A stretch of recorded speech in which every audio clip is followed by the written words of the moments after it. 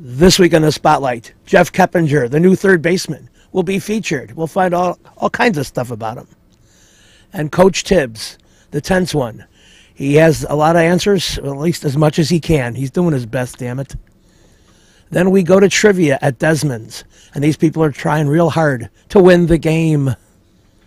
And then we go back to the ballpark and some great looks and views of opening day.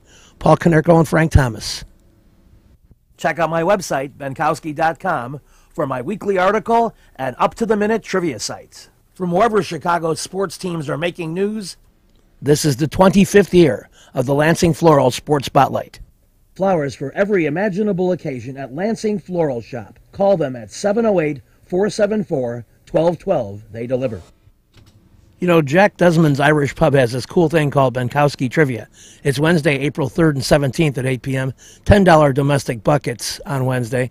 10339 South Ridgeland. Easy to get to. Jack Desmond's Irish Pub, my trivia. Want to get a haircut from a great hairstylist? Call mine, Rose Murillo, 312-726-2201. With a 30-year Southwest Side tradition, Huck Finn is open 24 hours to serve you with great breakfasts like the Becky Thatcher, soups, great lunches, 1/3 pound burgers, clubs, and much more.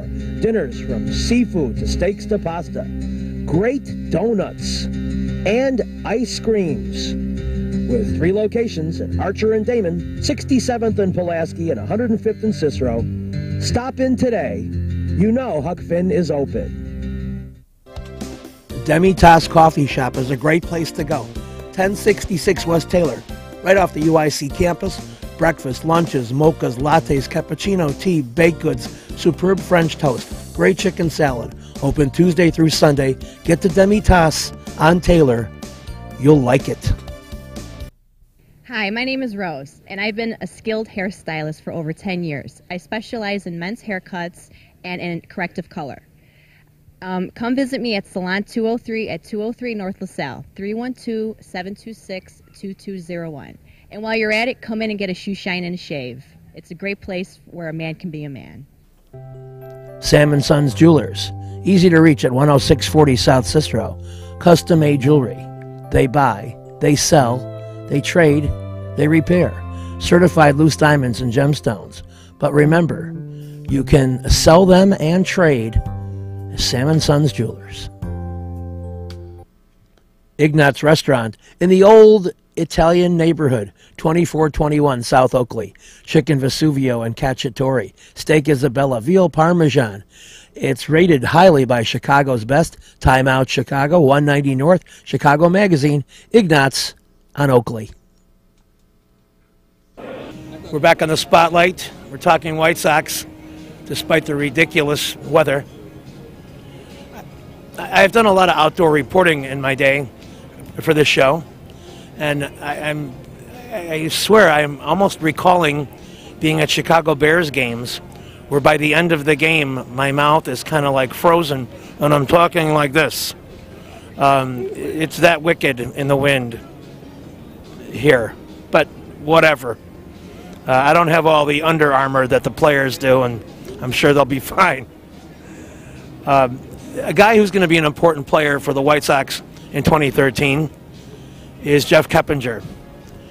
General Manager Rick Hahn went after a guy who was a patient hitter, who would have the kind of on-base percentage that would set the table for the 3, 4, 5 hitters. And so that's the guy he wanted. That's the guy he got. And we talked to Jeff about his situation, coming to the White Sox, and seeing what he can do. He's going to be in the top of the order with Alejandro De Aza, and we welcome you to the White Sox in the south side of Chicago. Tell me about the excitement you feel. Opening day, this is what we look forward to all spring, so, it's day one. This is probably the most time when you have the most jitters, so, it's get out there and hopefully we have a productive game and we can come out on top. Tell us a little bit about some of your background in baseball, where you grew up, some of the teams you were on, and maybe players or teams that you admired as a youth. Well, growing up as a kid, I always liked Cincinnati Reds. I was a big Pete Rose fan. I liked a guy that always got hits and was always on base. That seemed like the thing to do. So That's who I watched growing up. I grew up in Hollywood, Florida, and we didn't have a team down there when I was growing up, so that's why I was a Reds fan. I moved to Georgia in high school and played high school ball there and college ball at University of Georgia, and pro ball right after that, and now I'm here. What positions did you play as a kid, and what about playing third base here? Actually, growing up, I've played every position, from left field all the way across the outfield, to pitcher to catcher, first base, second base, shortstop, third base. So, bouncing around in my career at different positions really is nothing new to me. I mean, I did it from season to season as a kid. So if Tyler and Hector were pulled out of a game and it was an extra innings, would you take the big glove? Not at this level, no. No, that was growing up as a kid. I will take the big glove and go to the outfield. I played a few games out there in my major league career so far. But anywhere across the infield, I feel comfortable at playing. But no, I wouldn't get behind the plate anymore. Those guys are crazy. Last year, the White Sox got an interesting surge when Kevin Youkilis was discovered, and he was brought over here, and he filled the gap for a while in that number 2 hole. That's an important spot in the batting order, and I'd like to find out your feelings about being there with Alejandro and setting the table for the RBI guys. It's like you said, you're a table setter. Basically, it's just to move runners around and put them in scoring position for the big guys. The big guys are in that spot in the order for a reason. They drive in the run. So my job is to do what I can, whether taking pitches and letting Diaz run, or just moving them around. If he's on second base, just hitting the ball to the right side, moving them to third, and giving the guys behind me a good opportunity to be productive and drive in a lot of runs. It's always a great compliment when the general manager seeks you out, and he said it was your ability to maybe be patient at the plate and be a guy who got on base sufficiently to be in that spot, and that's why he went after you. Oh, I mean, that's really great. It shows me that he has confidence in me and in my ability and what I can do, and he sees that I fit really well in the 2 hole here with this team, and that was something that they needed. So, he came out and made that push to get me signed. In the at bat, when you got a speedy guy on base, you've deflected any kind of distraction factor of him running while you're up there, and I also suspect that you feel pretty strong with a 2-strike count. Yeah, I mean, you get 3 pitches to hit here, and I feel confident that I'm not going to chase too many bad pitches out of the zone. So whether I have no strikes or 2 strikes, the pitcher still got to throw the ball over the plate for it to be a strike, to strike you out. So, and I feel if the pitcher throws it over the plate, that I'm confident enough that I can swing the bat and put the ball in play. Of people you've played against on this team now that you've gotten to meet through spring training, who are some of the guys that you appreciated their play, or now you've gotten to know them a little bit and you enjoy being on their side? I think Paulie's a good one. Not only is he a run producer and a guy that can drive the ball out of the ballpark, but he's a guy that'll take his hits. He'll punch the ball to the right side and take his single based on what that pitcher's doing to him. And that's kind of how I take my approach when I hit. A lot of times, they always say 2-hole hitters, is a guy that should be patient and take pitches and allow, runners to run. But at certain times, the other team knows that as well. So, that pitcher's going to throw you a cookie, sort of say, right down the middle of the plate, thinking you're taking. So, not all the time it's a good spot to just take just to try to give that guy an opportunity. But you got to pick your spots and you got to be right more times than not, or, you're better off going up there taking. Exactly. To finish up, just want to talk about the ballpark. Certainly in cold weather with the wind blowing in, it's playing large. But through the bulk of the season, it's known as a hitter's park. Just like to get your thoughts about maybe having played here as an opponent. Well, last year was the first time I ever played here. But, hitter's ballpark means something different for me. I kind of like the bigger ballparks because it gives me more room to, dump balls in, and it gives me more space to find holes. The smaller ballparks, obviously, which they call hitter's parks, are more for home runs. And I'm not a home run hitter, so it's kind of backwards for me. But, I guess as the season goes, I'll see how this park plays. Well, we wish you the best of luck, and a lot of the prognostications are the Sox are going to be in the middle of the pack. It'll be up to you and your mates to disprove all that. Well, I mean, those are just all speculations and projections. They really mean nothing. It's all up to the players and the teams that come out here, and we go at it every day and grind. It's 162 games, so it's never over until 162, and you got to figure out where you stand at the end of it. All right, we wish you the best, and have a great year. Thanks a lot.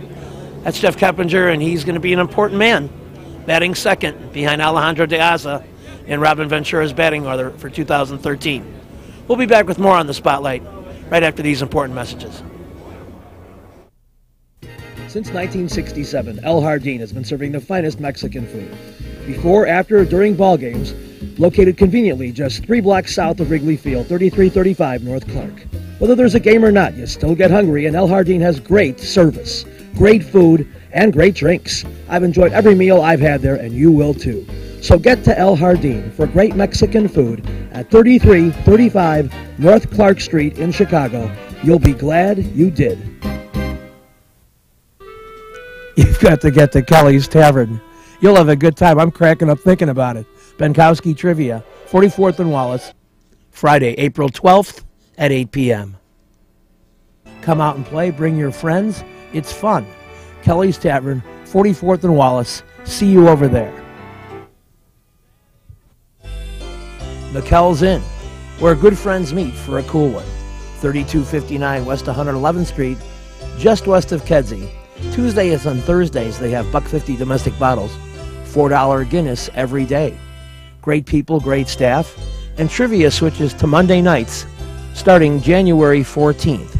You don't want to miss that. At McKell's Inn, 3259 West 111th Street in Mount Greenwood. Bring your car to Quick Stop Muffler and Brake at 95th and Pulaski, and they'll fix it right. They also do shocks and struts, free estimates. Call them at 708-423-3700. They're very thorough in their work, and they have very competitive pricing. Quick Stop Muffler and Brake, 95th and Pulaski. You've got to get to Shelton Fireworks, the world's largest warehouse, off Interstate 94, exit 22B in Porter, Indiana. Row after row of the best fireworks anywhere, from the little ones to the grand finales that'll end your show. Birthdays, anniversaries, graduations, in addition to the 4th of July. Just get over there to Shelton Fireworks now. Then you can reload by the time summer comes. Shelton Fireworks, I-94, exit 22B in Portage. We're back on the Spotlight. We're talking Bulls, of course. And Coach Tibbs has done a great job with the myriad of injuries throughout the season. Had to be his toughest, certainly as a head coach. And I wondered, at any level, which is one of the questions I asked him, we're winding down in the final couple weeks of the regular season, and there's so much uncertainty about the Bulls. How do they deal with it? How do they figure it out from day to day and week to week? These are some of the questions asked of Coach Tibbs. And, of course, specific questions about individual injuries. This was prior to the Heat game, and you'll see how Tibbs has to deal with it. And also, the sad news about the loss of Bulls longtime center Tom Boerwinkle, who was a great player in the mid-'70s and was on some very strong Bulls teams that were so close to making the NBA Finals, but not quite. Our condolences to the family of Tom Boerwinkle, a fine player and man. Now Coach Tibbs with one of these typical late season pregame sessions. What do you got as far as the health of Joe, Marco, all those guys? Joe out, Marco out.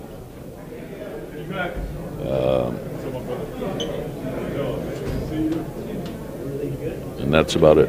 Oh, Rip is out. Derek. It did for Joe. It didn't respond like you guys. Yeah, it's better, but he's not quite there. So, I don't want to. I just want to be smart about it. How far back do you have to go in your coaching career to recall this kind of daily regimen of so many people out day after day after day? Well, it's part of it. You deal with injuries all the time, but we have more than enough, so we feel good about where we are. Just got to move forward. have many memories of the 71-72 Lakers, probably when you were getting going as an NBA fan. Yes, when I started coaching. No. Yeah, that obviously, that's one of those records you never thought would be broken. So, this is an incredible streak. I thought Houston a few years ago when they had theirs was, a very long streak, and it says a lot about their team. Did you get to know Tom Warwinkle very well? I met him a few times, and my condolences to his family.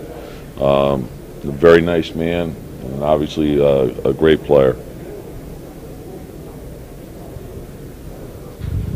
How is it that you seem to be able to deflect the hype of a game like this, where you're known for saying it's just another game? Your players probably don't even think that. Well, the thing is, what you have to be careful of, I think, is getting distracted. And you can get caught up in all the hoopla, but you have to understand what goes into winning. And you're trying to build those habits all season long so that you don't get distracted. And your preparation should be the same. The things that are important are preparing yourself to play well. So when the ball's thrown up, you can get out there and do your job and do it well. And knowing your opponent well and concentrating is a big part of being ready to play. But on the other hand, when you're undermanned, high energy from sources that you might not normally get it could put you over the top. Well, the same things always go into winning, I think, in terms of defending, rebounding, taking care of the ball, playing inside out, sharing the ball. So whoever we have available, if we do those things, we'll have a chance.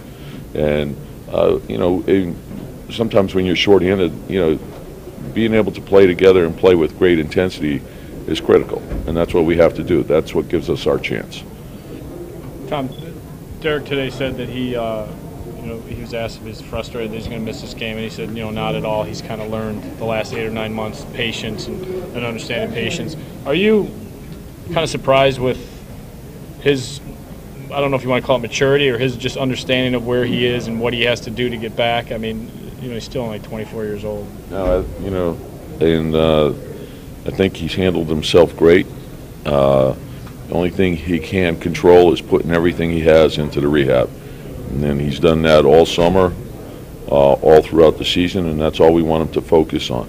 Once you do that, that's, you've done all you can do. So he's got to continue to improve. Wouldn't it be good to go into next season having some idea about where he's at? The uncertainty probably is killing all of you. I'm not even worried about next season. I'm worried about tomorrow, tonight. That's where my focus is. But, the most important thing for him and us is we want him to be completely healthy. So, we have to continue to show patience, let him work his way through it. He's done a great job with his part. And hopefully he'll be ready. How tough do you think it is, the job as supposed to? Coach Tibbs went on, and his club beat Miami and stopped that winning streak at 27. And I think it was one of the Bulls' greatest wins of the year, as undermanned as they were. Playoffs coming up. We wish them well. We'll be back in a moment.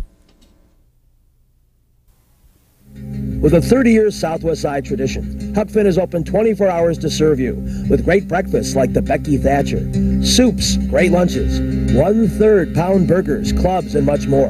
Dinners from seafood to steaks to pasta, great donuts, and ice creams. With 3 locations at Archer and Damon, 67th and Pulaski, and 105th and Cicero. Stop in today. You know Huck Finn is open. You've got to get to Lansing Floral Shop. Open at 8 a.m. daily.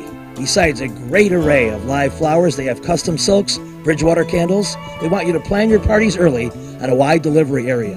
They're located at 3420 Ridge Road in Lansing, or you can call 708-474-1212.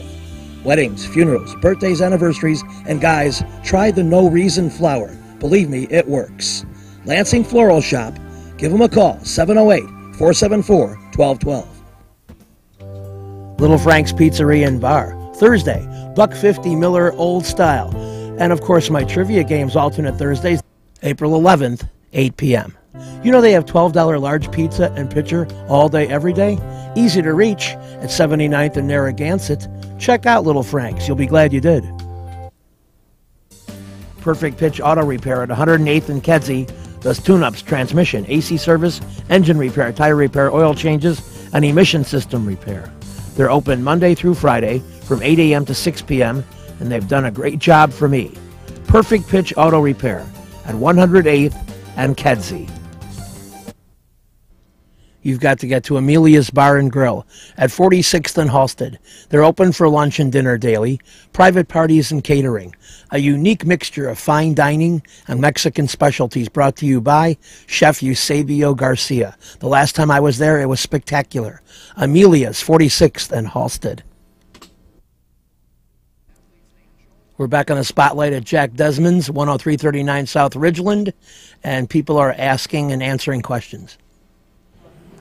In 2006, Sean Paul had a one-word hit that began with T, not saying if it was Fahrenheit or centigrade. Temperature is correct. How did you think of it? How did you do it? All right, Sam passed, 50. Well, I know they have nurses on this team, so they're very astute about temperature. All right, Moose Knuckles. You got your Joe Sports, your Sean Paul and Other Pauls, and movies of the 2000s. Joe Sports.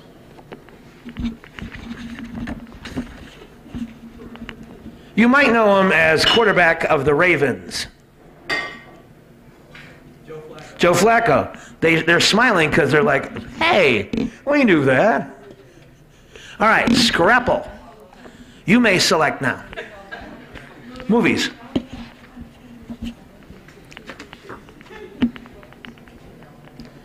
I think you will like this. It's 60 points free. They're completely free. Okay, good? All right.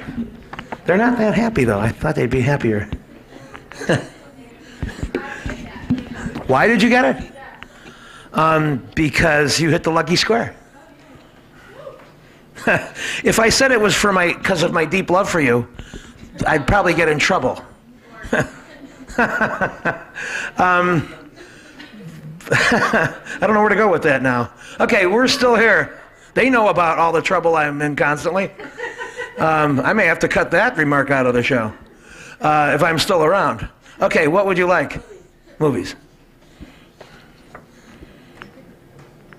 In 2009, in the movie Inglourious Bastards, the Nazi who was I don't know, I have to call him the worst guy, got his forehead chopped up by Brad Pitt. Yeah. Who was the actor who got chopped up by Brad Pitt?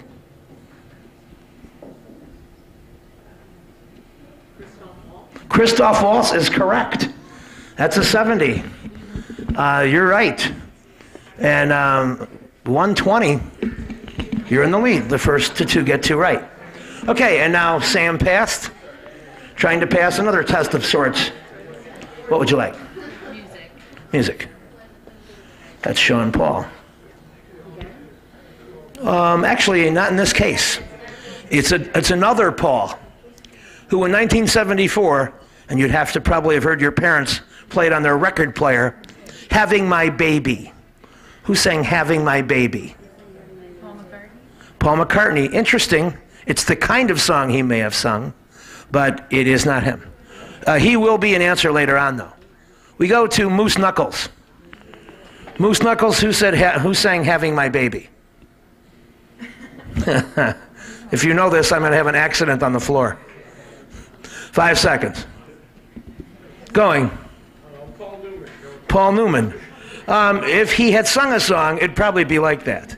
That's not a terrible try. All right, we go to Scrapple. Who sang Having My Baby? 74.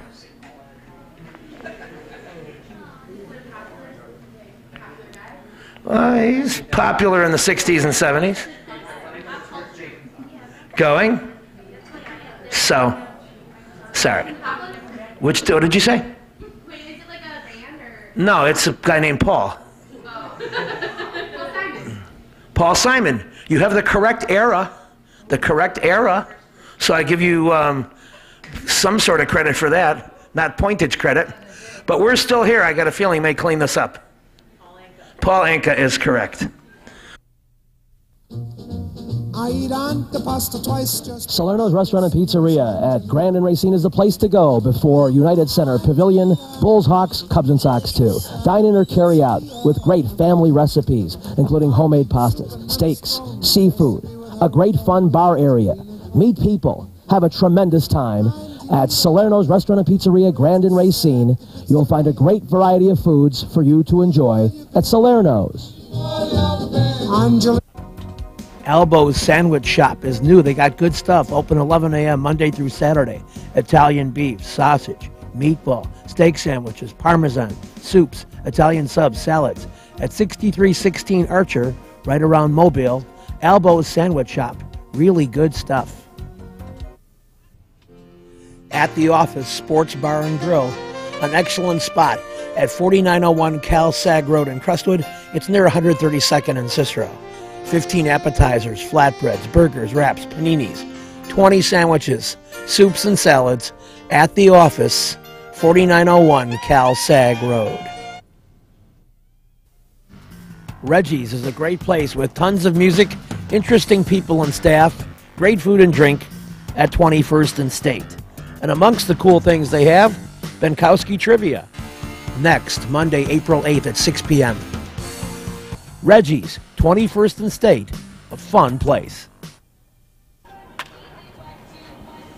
The two greatest home run hitters in White Sox history conferring.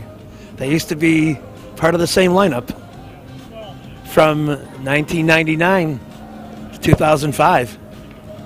And Paul Konerko now is within 35 home runs of surpassing Frank Thomas for number one on the all-time list. Frank's probably saying, hit 34, please. But Frank went on to hit 73 more in non-Chicago uniforms. Good for 521 on the all-time list. But an interesting representation of approximately 950 major league home runs between the two. Very interesting 1-2 punch that played together. And during part of the 2005 World Series championship year, it was a potent part of the lineup. Added to the batting cage this year is this beautiful new perch where the coaches can analyze the hitters better by getting a leg up, if you will. It's about a foot higher than the normal viewing position, and you get a clearer picture of what the hitter's doing. It's high technology, and Mark Parent, bench coach, was enjoying it. And we'll see you next week. This week's show brought to you by the Lansing Floral Shop. Call for your flowers at 708-474-1212. Huck Finn, a great wide-ranging menu, along with donuts and ice cream. Open 24 hours at Archer and Damon, 67th and Pulaski, and 105th and Cicero. Imprint Graphics, leaders in booklet, perfect bound, saddle stitch. Very competitive pricing. Call 708-396-1010.